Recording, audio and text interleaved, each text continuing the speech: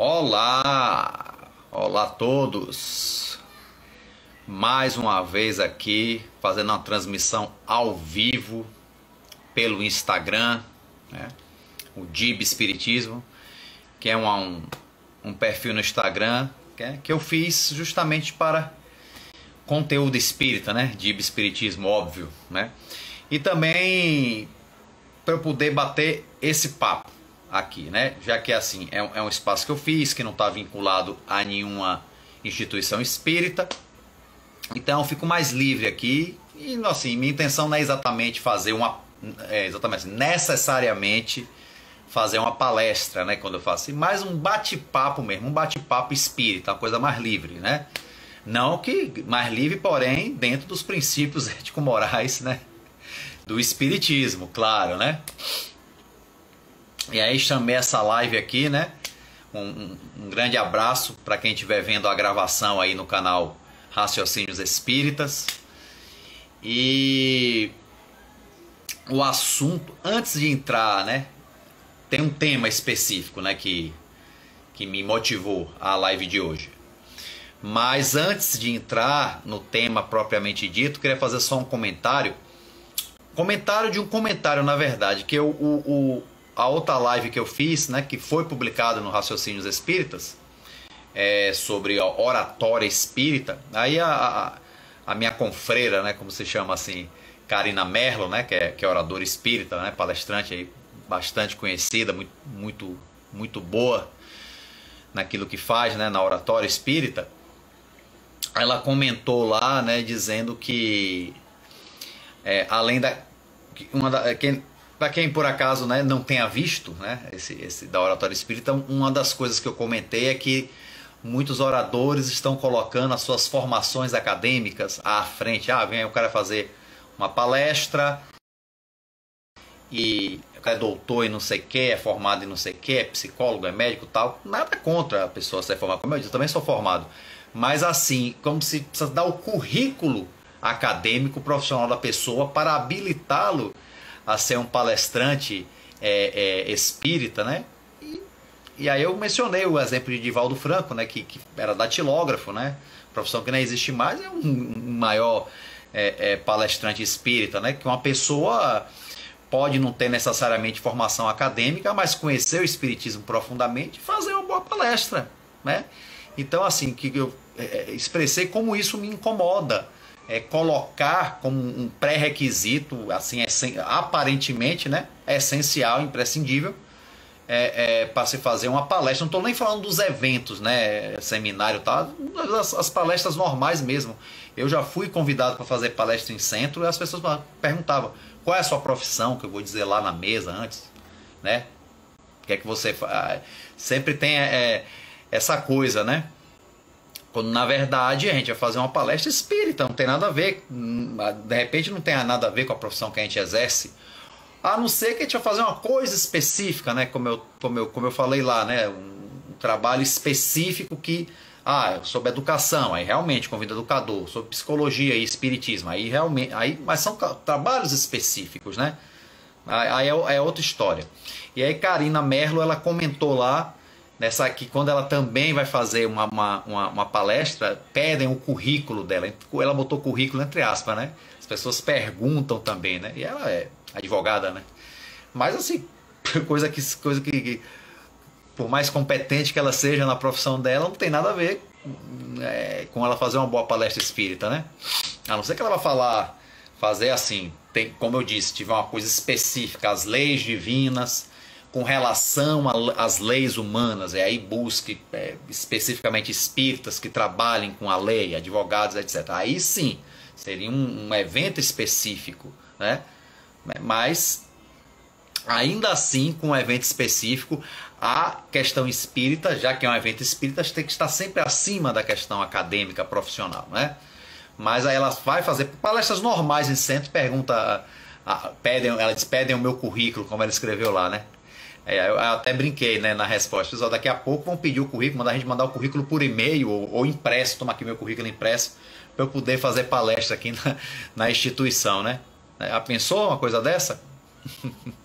Então tá. E outra coisa que eu queria comentar, né?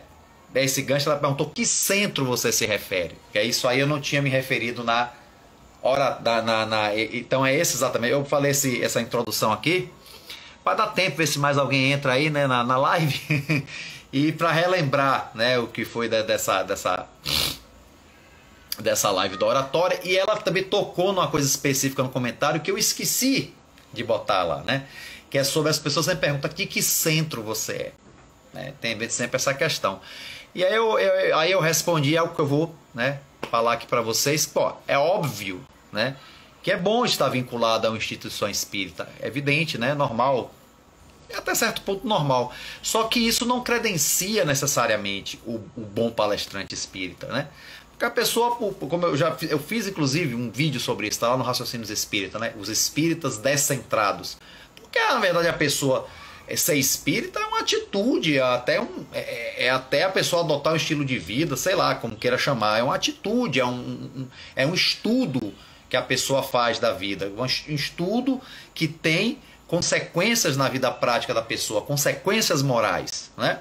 Então a pessoa pode ser um bom espírita e não frequentar uma instituição, não frequentar um centro espírita, pode ser até um espírita mais compenetrado do que um que frequenta um centro espírita. Porque de repente a pessoa não frequenta o centro, não é nem porque não quer, é porque não pode, de repente a rotina não permite, ou mora em um lugar que não tem centro espírita. São várias possibilidades. E aí, quer dizer, a pessoa não pode frequentar um centro espírita, não vai ser espírita? Não. A pessoa estudar espiritismo é para qualquer um, dentro e fora do centro. Fazer o bem, que é o que o espiritismo estimula, pode se fazer estando ou não dentro do centro, né? Não tem nada a ver. O centro é uma oficina de fazer o bem muito boa, mas não o fato de você não estar no centro espírita te desabilita. Então, e não desabilita ser palestrante. Tanto que assim, tem palestrantes que estão vinculados a centros espíritas e que tem muito pouca credibilidade, viu, gente? Desculpa dizer aí, né? Ou talvez até nenhuma credibilidade. E tem palestrantes que não estão vinculados a nenhum centro espírita, né? Por vários motivos, né? Que possa acontecer, mas que tem credibilidade. Eu conheço. No momento, eu, por exemplo, não estou vinculado a um centro espírita. Eu tive que me afastar do centro espírita em 2019 por questões pessoais, né? Estaria voltando agora em 2020 se não fosse a pandemia. Acontece. Entendeu? Mas não deixei de ser espírita por causa disso. E não vou deixar de ser, fazer minhas palestras, minha oratória espírita por causa disso, né? Acho que isso não me descredibiliza. Então, não necessariamente, gente, a pessoa tem que ser frequentador de uma instituição espírita para ser um palestrante de credibilidade, ok? Então, é isso que eu queria completar nessa parte, né? Então, o importante é conhecer o espiritismo corretamente para ser um bom orador espírita. E não necessariamente frequentar uma instituição espírita. Se frequentar, ótimo, com certeza. Mas se não puder frequentar, isso não descredibiliza. Você pode conhecer muito bem, ser um ótimo orador, né? Como uma pessoa, como eu disse, que frequenta o centro e ter pouca credibilidade, não ser um bom estudioso.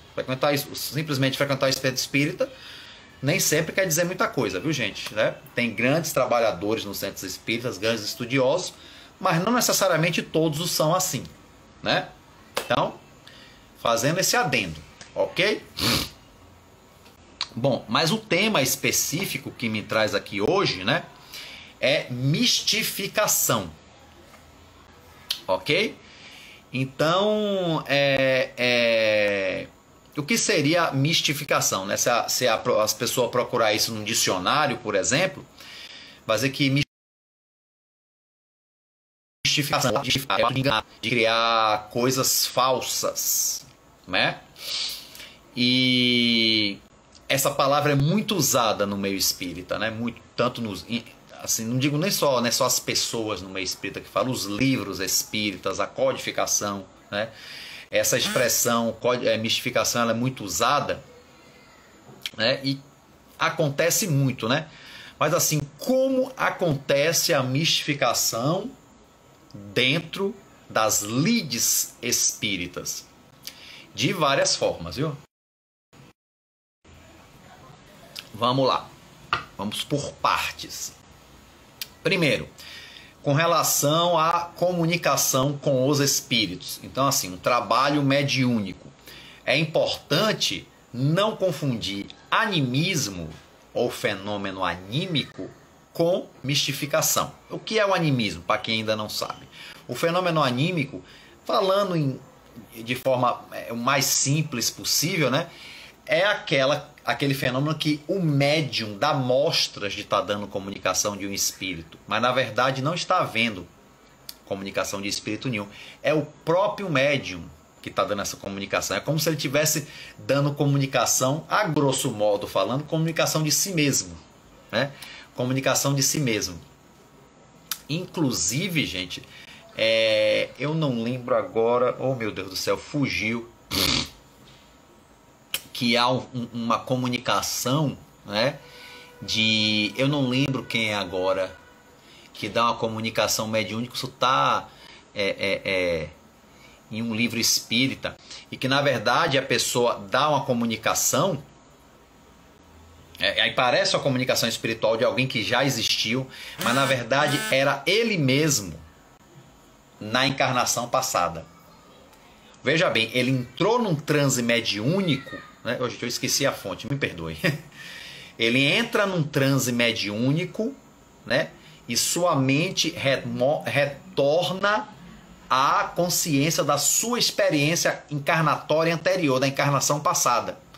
E ele fala como estivesse naquela encarnação passada. Então, poxa, deu uma comunicação de fulano. Aí parecia uma comunicação mediúnica. De certa forma era, mas não havia um espírito. Era ele mesmo, quer dizer, uma comunicação anímica.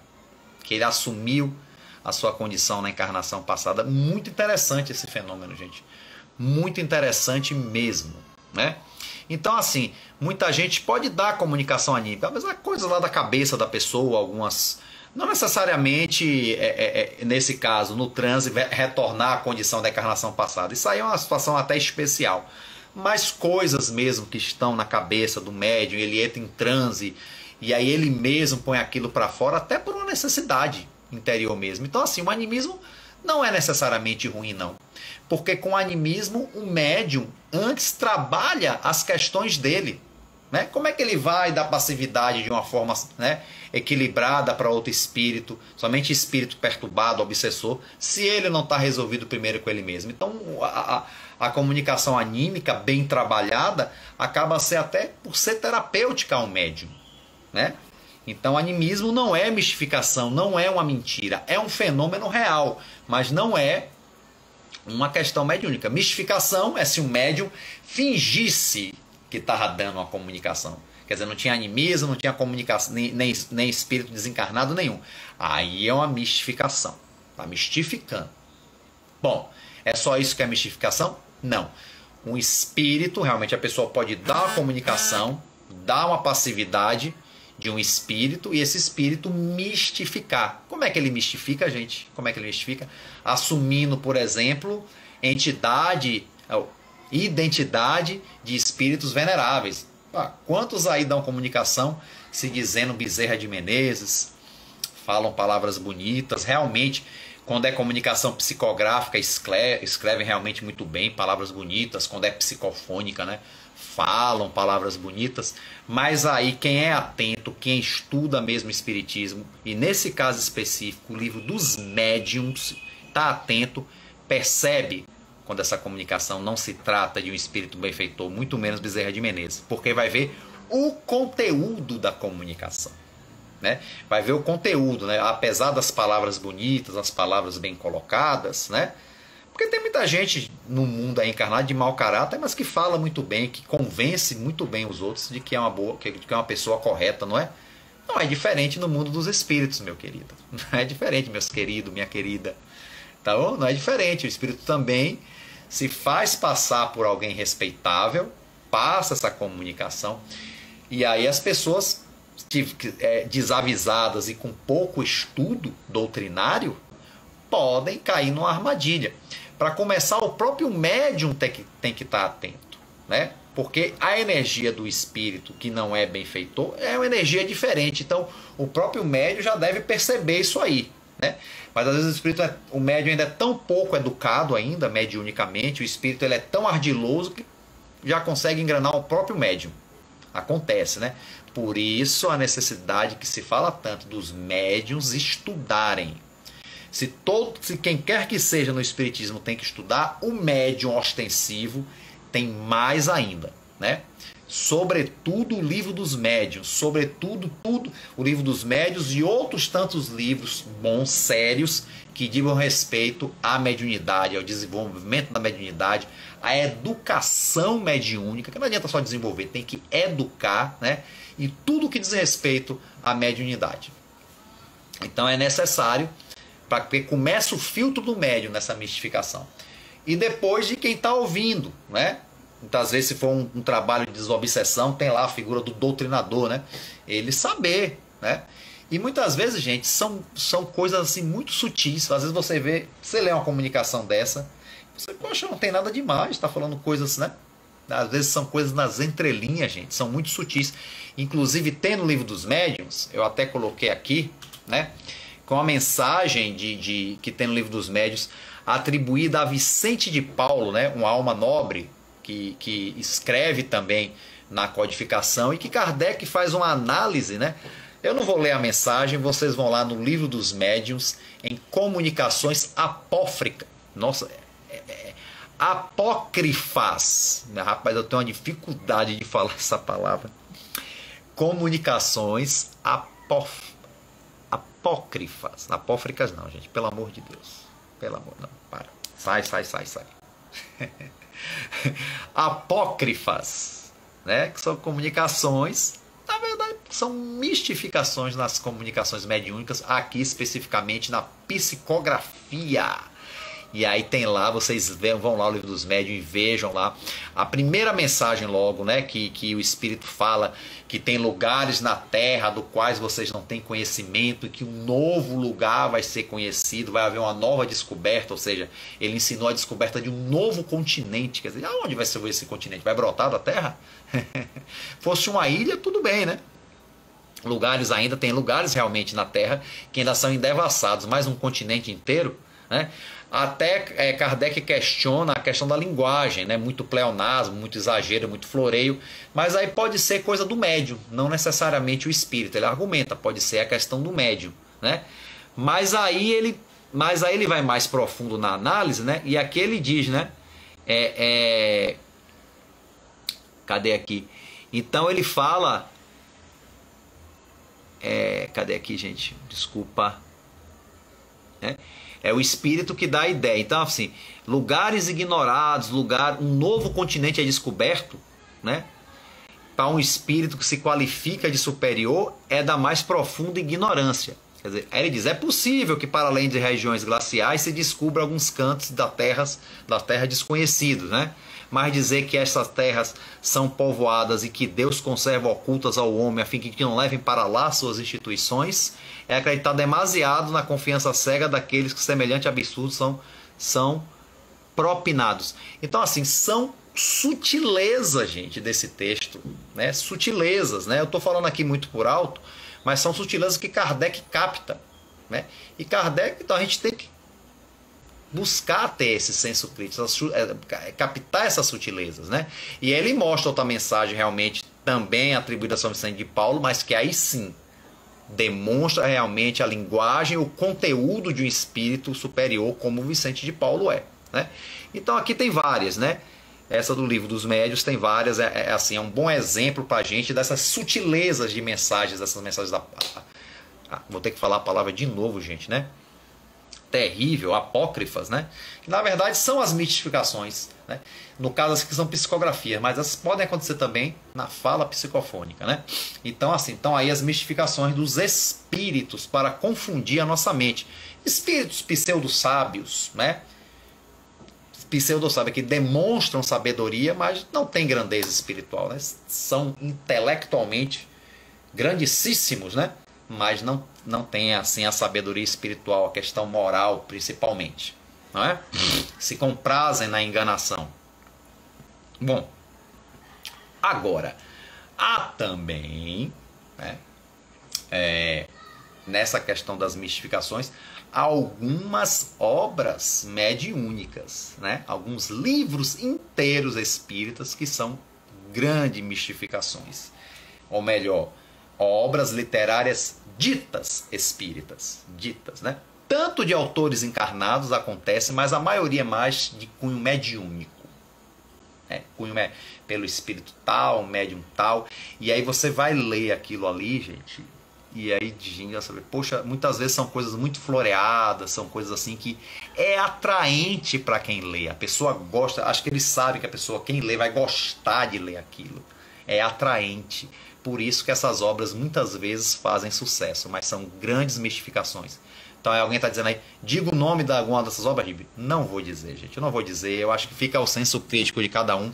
Eu não quero ser combativo aqui nessa colocação, só estou convidando vocês ao senso crítico.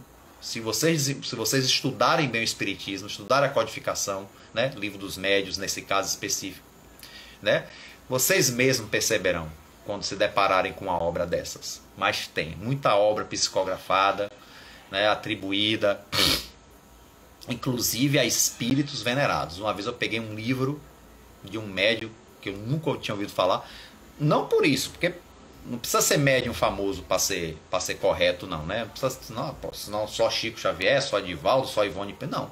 Tem médios que não são famosos, mas que fazem um trabalho correto, não por isso, mas realmente, nesse caso específico, eu nunca sabia nada desse médium, e aí ele psicografou Bezerra de Menezes. Tudo bem, pode ser, não tem nada demais, não é só Bezerra, só vai se deixar psicografar para médium famoso, não tem sentido, claro.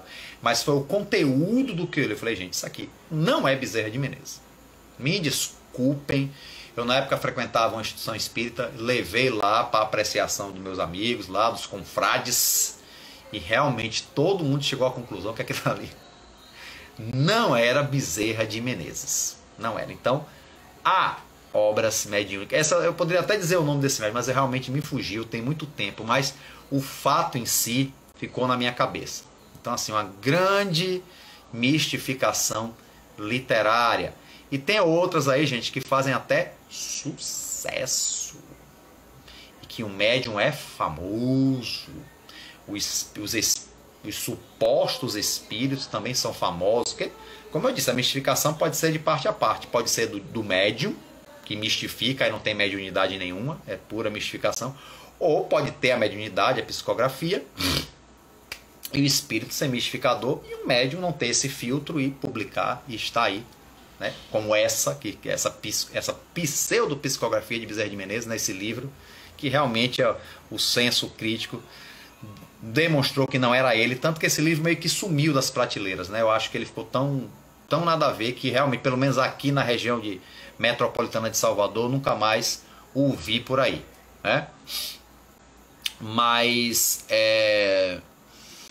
bom, é isso. Então, essa questão também da mistificação na nossa literatura espírita. Muito cuidado, né? E tem muitos, como eu disse, repetindo, muitos famosos aí, né? Famosos, né? Espalhafatosos, né? Aquela coisa, a gente gosta de uma coisa espalhafatosa, ruidosa. porque o estudo mais sério é chato, né? Acho que o Livro dos Médiuns é tão chato, né, gente?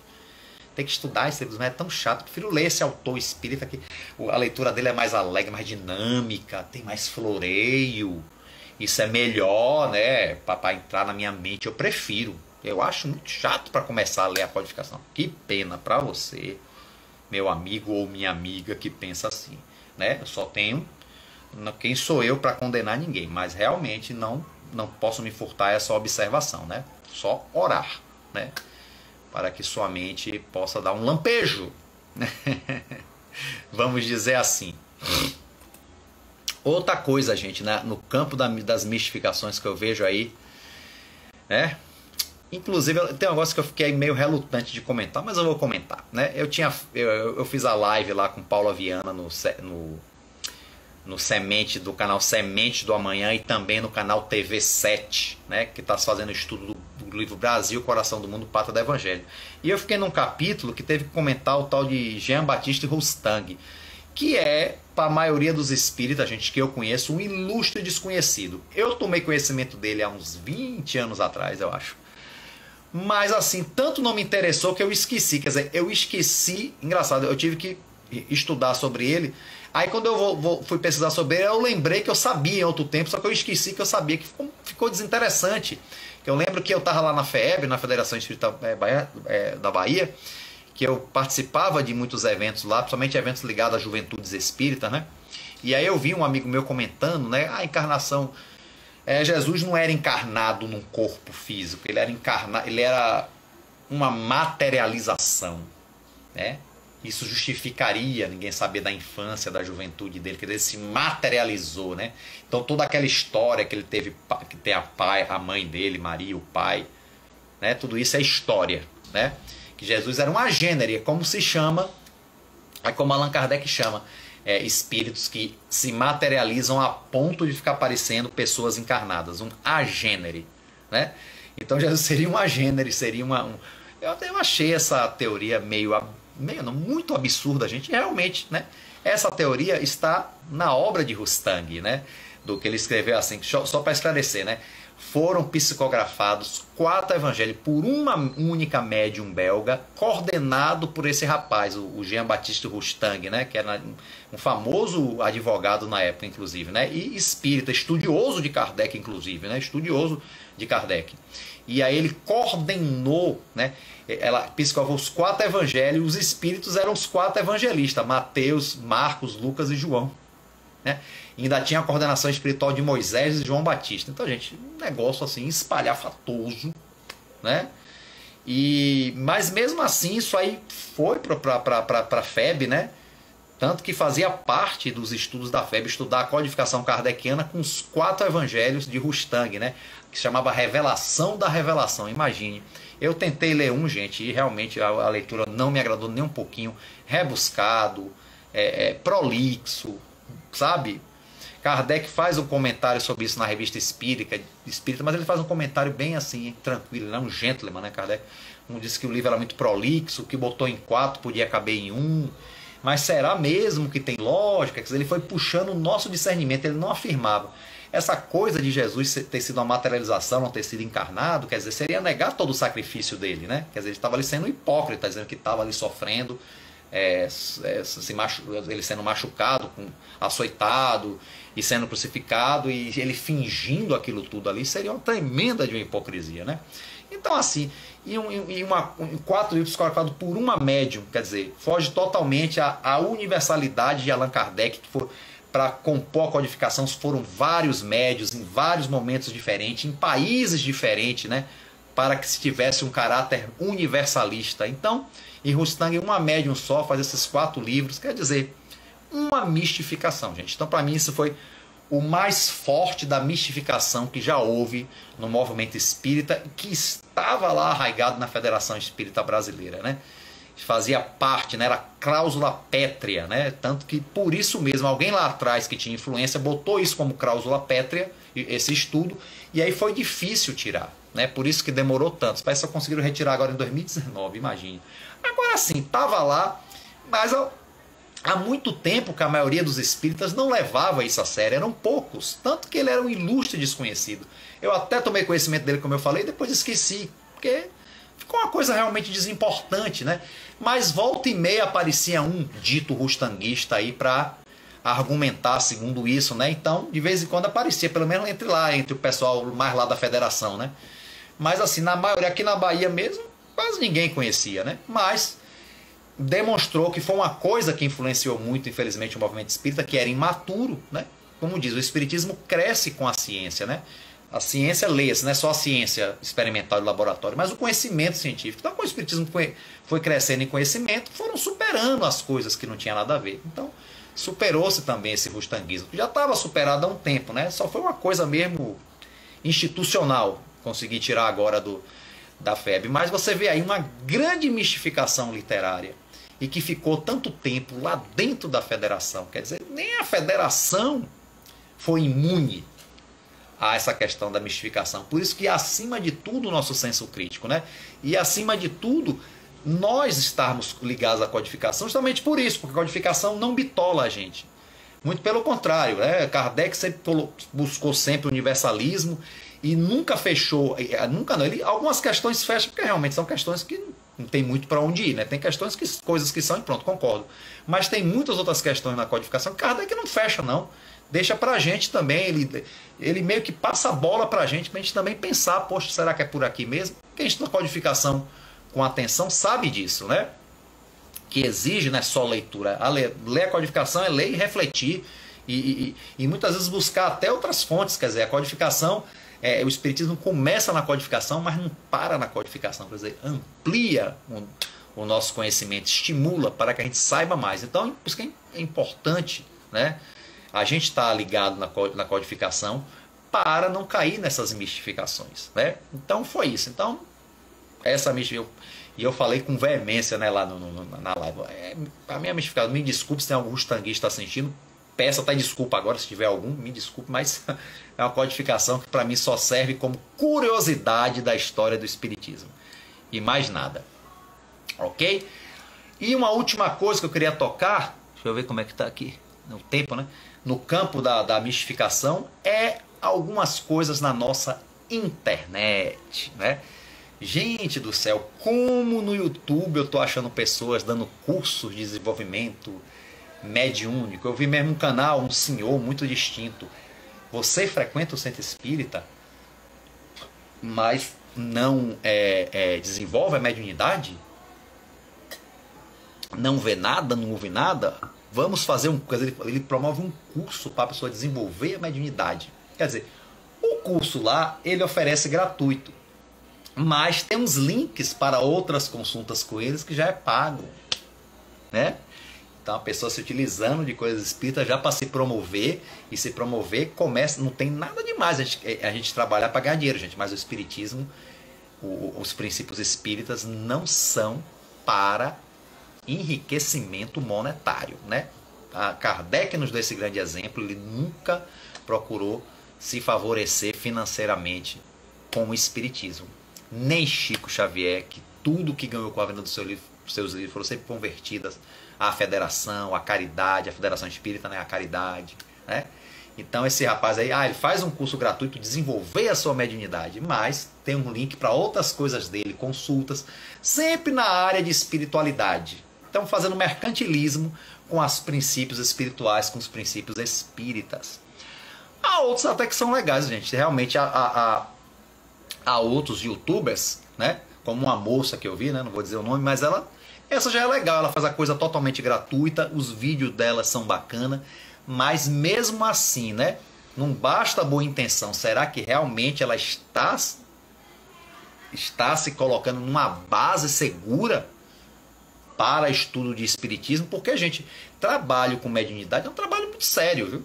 Muito sério, né? Assim, eu não vou também aqui criar uma coisa, o trabalho mediúnico é uma coisa inalcançável, é para poucos. Não, pode ser para todos, mas desde que seja com bases sérias. Então, mesmo essa moça legal, simpática, que ajuda, fala muita coisa verdadeira, mas será que a base com esse curso aí, esses cursos que ela faz, está sólida mesmo, baseada mesmo sobretudo no Livro dos Médiuns, gente? Porque eu posso dar um curso rápido aqui, desenvolvimento e educação espiritual para vocês. Vocês querem? Bom, é simples, né? Primeiro, nem todo mundo tem mediunidade ostensiva. Não adianta. Se você ficar forçando a barra para ser médium, você vai começar a ter alucinações, né? Vai começar a pirar. Porque é um preparo espiritual para se vir com a mediunidade ostensiva. Todos nós temos o grau de mediunidade, como asseverou Kardec, né? Mas nem todos têm essa coisa ostensiva, né? Então não adianta forçar, né? Você pode estudar a si mesmo, ótimo, estudar mediunidade é sempre enriquecedor, mas não adianta forçar. Então, se, por exemplo, esses youtubers estão estimulando a gente a isso, né, como aparentemente alguns estão fazendo, isso já não é bom. Vamos desenvolver a mediunidade, você vai ver, você vai ouvir, você vai incorporar, nem se usa esse espiritismo, e isso é um pouco perigoso, gente. Então, estão claramente aí mistificações dentro aí da rede com os princípios espíritas. Temos que ter muito cuidado. Porque, como eu disse, né? Eu disse que eu ia ensinar para vocês a aprender. É fácil, né? É ler a codificação, sobretudo o Livro dos Médiuns, né? Para quem vai fazer trabalho mediúnico, sendo médio ostensivo, porque mesmo quem não é médio ostensivo, mas vai para as lides mediúnicas, para a doutrinação, para a vibração, para levar a aguinha, não importa, tem que estudar a mediunidade, e a codificação, mais especificamente o Livro dos Médiuns, é imprescindível. É estudar, é orar, é ler todos os livros sérios que tratem do assunto, E realmente isso é uma pessoa assídua, responsável, compromissada com a sua tarefa. Só isso, gente. Não tem nada além disso. Ok? O que vier a desenvolver, a desabrochar e virá com naturalidade. O importante é que você se prepare, se eduque. Pode acontecer de alguém que não tinha mediunidade ostensiva e de repente aparecer, quer dizer, tinha, mas estava latente, tipo, estava uma coisa que está dentro de uma casca e se abre. Pode, sim, mas é bom quando isso acontecer, você está preparado, você está educado, educada mediunicamente. Isso a gente, para quem quer ser espírita, se quer fazer isso com bases espíritas, realmente é o estudo da codificação, né? Livro dos Espíritos, Evangelho segundo o Espiritismo, mas principalmente do Livro dos Médiuns e das obras espíritas sobre mediunidade, as obras de autores sérios, tanto encarnado quanto desencarnado.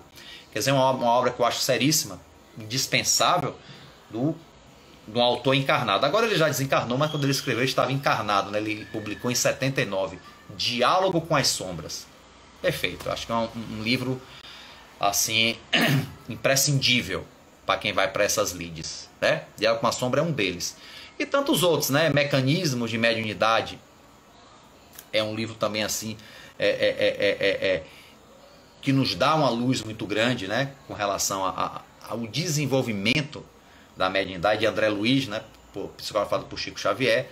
E por aí vai, gente. Então sempre tem as obras sérias a qual a gente recorre. Para quem vai ser passista, tem livros sérios sobre passe e por aí vai. Então, assim, não procurar assumir tudo, nós não mistificarmos a nossa mente, porque a gente gosta às vezes, gente, isso é verdade, infelizmente, muitas vezes nós gostamos de enganações, porque as enganações nos satisfazem, né? A gente gosta, às vezes as ilusões nos deixam mais felizes, porque a realidade é dura e a ilusão é bonita, então a gente prefere a ilusão, e aí a gente mesmo se auto-mistifica, né? Então a gente tem que ter, então quando a gente quer se mistificar, é muito fácil um mistificador desse vir e passar as suas mistificações para a gente e a gente aceitar, né? E isso aí, a médio e longo prazo, pode causar um problema para a gente, né? Ou se não causar um problema, uma total perda de tempo, que não vai construir nada de produtivo, né? Ou se construir, vai ser coisa pouco produtiva, poderia fazer coisas mais produtivas, não é verdade? Então a gente não tem com todo tipo de mistificação, tanto vindo dos encarnados, sobretudo agora na internet, né? Fica ensinando coisas, ensinando apometria, gente que eu até tinha outra coisa que eu aprendi, que eu sabia e esqueci que sabia. A apometria, foi olhar aí a apometria que tira o obsediado, tira ele do corpo em espírito, leva para o plano espiritual para ser tratado, o perispírito no plano espiritual, e leva junto o obsessor, né? Separa os dois, aí quando volta, né, aí já está livre do obsessor e o corpo perispiritual é curado, consequentemente o corpo também. Gente do céu, isso realmente é um processo meio complicado. Eu não sei se eu gostaria de me submeter a esse tratamento, não. Eu gosto da coisa tradicional mesmo, tomar um passe, alguém da comunicação do espírito, doutriná-lo, conversar, né? A técnica espírita mesmo, desenvolvida por Allan Kardec e pelos espíritas mesmo, tradicionais de trabalhos mediúnicos, né? A boa e velha doutrinação, a boa e velha evangelização, né? O socorro espiritual. Eu prefiro isso aí, né? Essa coisa apometria, não vou dizer que é bom nem ruim, porque eu não tenho realmente capacidade para isso, mas eu acho muito ousado, eu prefiro não botar o pé nessas coisas não, porque é um terreno que eu não sei andar. Então vamos ter cuidado aí com essas coisas, viu, gente? Então, cuidado aí com a mistificação, não nos deixemos levar, viu? Tanto nas comunicações espirituais, né? Passando um resumo do que eu falei aqui, as comunicações espirituais, tanto psicográficas quanto psicofônicas, recorra ao Livro dos Médiuns sobre as comunicações apócrifas, certo? Falei certo agora. Os livros ditos espíritas, cuidado, né? Como esse de Bezerra de Menezes que eu comentei, né? Essa coisa toda, né? Inclusive que eu falei aqui do rustanguismo, e os mistificadores aí, que tem muita gente boa na internet, a gente tem que saber para onde é que a gente vai, mas tem muito mistificadores também, gente, que fala coisa que não tem nada a ver, gente, e outros que falam até algumas coisas verdadeiras, mas querendo se promover profissionalmente, ganhos monetários. E com certeza quem vai por esse caminho não faz a coisa muito correta. Pode até começar correto com os princípios, mas depois no caminho, gente, acho que a coisa meio se perde, né? Pelo menos eu penso assim, né? Não sou dono da verdade, estou falando aqui o que eu penso, né? Cada um faz, né? O que bem entender com isso que eu estou dizendo. Ok, gente?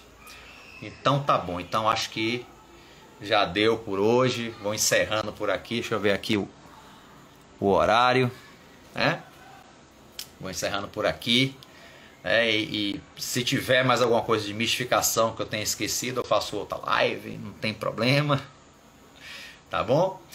E então a todos vocês aí, né, que aí do meu perfil do Instagram, Guia Espiritismo, um forte abraço. A todos aí do Raciocínios Espíritas também, né?